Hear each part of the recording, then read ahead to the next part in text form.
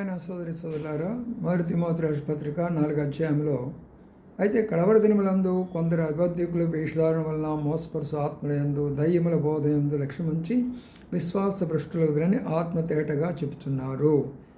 చూడండి, ఇక్కడ కొన్ని మాటలు ఉన్నాయి.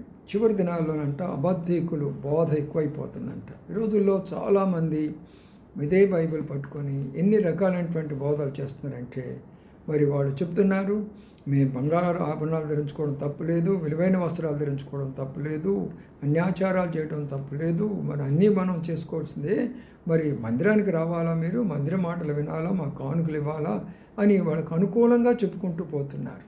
అది కాదు, మారు మనసు పొందండి, పరిశుద్ధంగా జీవించండి, ఆచారాలు మానివేయండి, జీవితాలు మార్చుకోండి, ప్రభు కొరకైనా మరి మీరు గుర్తింపు కలిగి ఉండాలంటే ఒక క్రైస్తవులుగా మీరు రుజువుపరచండి, మీ సాక్షి మంచిగా ఉండని చెప్పాలి కదా. అది చెప్పకుండా అనుకూలమైన బోధలు చేస్తున్నారు. జాగ్రత్త, వాటితోటి మీరు